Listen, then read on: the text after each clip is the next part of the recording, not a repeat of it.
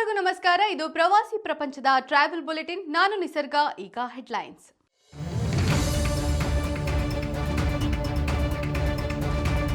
ವಲಸೆ ಹಕ್ಕಿಗಳ ತಾಣವಾಗಿ ಬದಲಾದ ಮೈಸೂರು. ದಳವಾಯಿ ಕೆರೆ ಆಸ್ಟ್ರೇಲಿಯಾ ಕ್ರೇನ್ ಹಕ್ಕಿಗಳ ಮೈಮಾಟಕ್ಕೆ ಫೋಟೋಗ್ರಾಫರ್ಸ್ ಫಿದಾ. ಸಿಲಿಗುರಿ ಮತ್ತು ವಾರಣಾಸಿ ನಡುವೆ ನೇರ ರೈಲು ಸಂಪರ್ಕ. ಪ್ರವಾಸೋದ್ಯಮ ಚಟುವಟಿಕೆಗಳಿಗೆ ಉತ್ತೇಜನ ದೊರೆಯಲಿದೆ ಎಂದ ಸರ್ಕಾರ. ಹಿಮಾಲಯ ಶ್ರೇಣಿಗೆ ಮೌಂಟೇನ್ ಟ್ರೈನ್ ಟ್ರಯಲ್. ಸಂಪರ್ಕ ಅಭಿವೃದ್ಧಿಯ ವ್ಯಾಪಾರ ಮತ್ತು ಉದ್ಯೋಗಕ್ಕೆ ವರ ಎಂದ ತಜ್ಞರು. ವಿಂಟರ್ ಟೂರಿಸಂಗೆ ಪ್ರೈಮ್ ಪಾಯಿಂಟ್ ಆದ ನಯಾಗರ ಫಾಲ್ಸ್. ನಯಾಗರ ಈಗ ಸೌಂದರ್ಯದ ಆಗರ. ಮೈಸೂರು ಪಕ್ಷಿಧಾಮವಾಗಿ ಬದಲಾಗ್ತಾ ಇದೆ. ಇಷ್ಟು ದಿನ ಮೈಸೂರು ನಗರ ಭಾಗದಲ್ಲಿರುವ ಕಾರಂಜಿ ಕೆರೆ ಮತ್ತು ಕುಕ್ಕರಹಳ್ಳಿ ಕೆರೆಗಳು ಮಾತ್ರ ಪಕ್ಷಿ ವೀಕ್ಷಣೆಗೆ ನೆಚ್ಚಿನ ತಾಣವಾಗಿತ್ತು. ಆದರೆ ಈ ಬಾರಿಯ ವಾತಾವರಣ ಮತ್ತು ಹವಾಮಾನ ಮೈಸೂರು ಸುತ್ತಮುತ್ತಲಿನ ಕೆರೆಗಳನ್ನೆಲ್ಲ ಪ್ರವಾಸಿ ಹಾಟ್ಸ್ಪಾಟ್ ಆಗಿ ಬದಲಾಯಿಸಿದೆ. ಮೈಸೂರು ನಂಜನಗೂಡು ರಸ್ತೆಯಲ್ಲಿರುವ ದಳವಾಯಿ ಕೆರೆ ಫೋಟೋಗ್ರಾಫರ್ಸ್ ಅಡ್ಡವಾಗಿ ಬದಲಾಗಿದೆ. ಇದಕ್ಕೆ ಕಾರಣ ದಳವಾಯಿ ಕೆರೆಯಲ್ಲಿ ವಲಸೆ ಹಕ್ಕಿಗಳಾಗಿ ಆಗಮಿಸಿರುವ ಆಸ್ಟ್ರೇಲಿಯಾ ಕ್ರೇನ್ ಹಕ್ಕಿಗಳ ಕಲರವ. ಸೂರ್ಯಾಸ್ತದ ವೇಳೆಯಲ್ಲಿ ಕೆರೆಯ ನೀರಿನ ಮೇಲೆ ಹಾರಾಡುತ್ತಾ ಗುಂಪು ಗುಂಪಾಗಿ ಕುಳಿತುಕೊಳ್ಳುವ ಕ್ರೇನ್ ಹಕ್ಕಿಗಳ ದೃಶ್ಯ ನೋಡುಗರ ಮನಸೂರೆಗೊಳಿಸಿದೆ. ಈ ವಲಸೆ ಹಕ್ಕಿಗಳು ಸುರಕ್ಷಿತ ವಾಸಸ್ಥಾನ ಹಾಗೂ ಆಹಾರದ ಲಭ್ಯತೆ ಇರುವ ಕೆರೆಗಳನ್ನು ಮಾತ್ರ ಆಯ್ಕೆ ಮಾಡಿಕೊಳ್ಳುತ್ತವೆ. ಮೈಸೂರಿನ ದಳವಾಯಿ ಕೆರೆಯು ವಲಸೆ ಹಕ್ಕಿಗಳಿಗೆ ಅನುಕೂಲ ತಾಣವಾಗಿ ಬದಲಾಗಿರುವುದು ಖುಷಿಯ ವಿಚಾರ ಎಂಬುದು ಪಕ್ಷಿ ಪ್ರೇಮಿಗಳು ಮತ್ತು ಫೋಟೋಗ್ರಾಫರ್ಸ್ ಮಾತಾಗಿದೆ.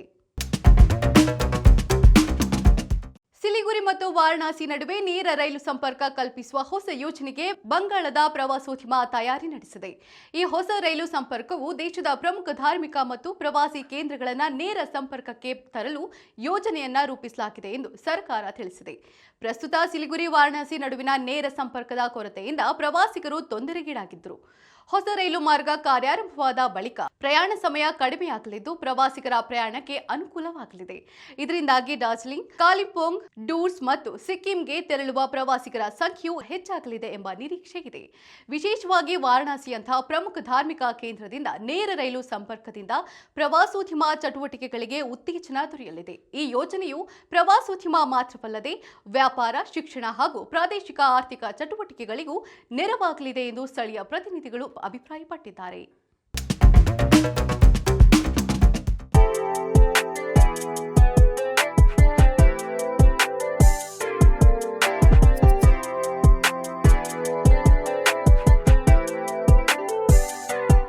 ದೇಶದ ಮಹಿಳೆಯರು ಸರಾಸರಿ ಎತ್ತರದಲ್ಲಿ ಜಗತ್ತಿನಲ್ಲೇ ಮೊದಲ ಸ್ಥಾನದಲ್ಲಿದ್ದಾರೆ.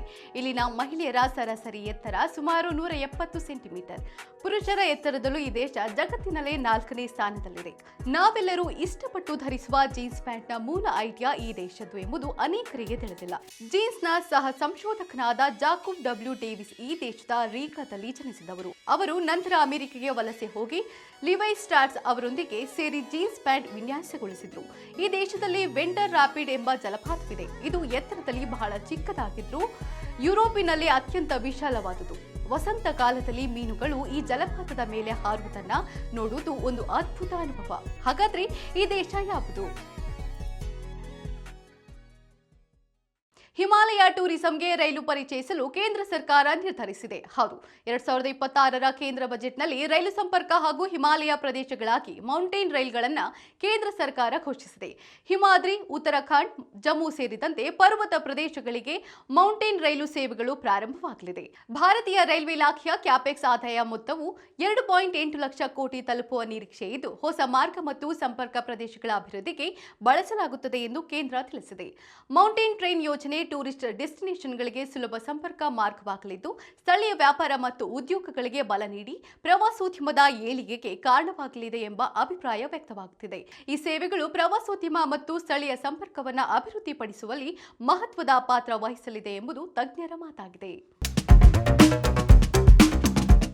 ವಿಂಟರ್ ಟೂರಿಸಂ ಪ್ರೈಮ್ ಪಾಯಿಂಟ್ ಆಗಿ ನಯಾಗರ ಫಾಲ್ಸ್ ಮಾರ್ಪಟ್ಟಿದೆ. ನಯಾಗರ ಜಲಪಾತದ ಕೆಲವು ಭಾಗಗಳು ಹಿಮದಿಂದ ಆವರಿತವಾಗಿರುವ ಅಪರೂಪದ ದೃಶ್ಯಗಳು ಪ್ರವಾಸಿಗರನ್ನ ಆಕರ್ಷಿಸ್ತಾ ಇದೆ.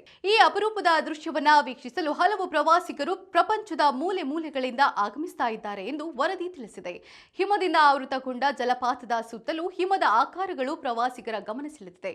ಈ ಅಪರೂಪದ ವಿಂಟರ್ ದೃಶ್ಯವನ್ನ ಪ್ರವಾಸಿಗರು ದೃಶ್ಯ ವೈಭವ ಎಂದು ವರ್ಣಿಸ್ತಾ ಇದ್ದಾರೆ. ಜಲಪಾತದ ಹಿಮದ ನೋಟಗಳು ಪ್ರವಾಸಿಗರ ಕ್ಯಾಮೆರಾಗಳಲ್ಲಿ ಸೆರೆಯಾಗ್ತಾ ಬದಲಾಗ್ತಾ ಇದೆ. ನೋಡುಗರಿಗೆ ನಯಾಗರ ಅಚ್ಚರಿ ಹಾಗೂ ಸೌಂದರ್ಯದ ಆಗ್ರವಾಗಿ ಕಂಗೊಳಿಸ್ತಾ ಇದೆ. ಈಗ ಕ್ವಿಜ್ ಟೈಮ್. ಇಂದಿನ ಪ್ರಶ್ನೆ, ಆಫ್ರಿಕಾದ ಅತ್ಯಂತ ಎತ್ತರವಾದ ಪರ್ವತ ಯಾವುದು?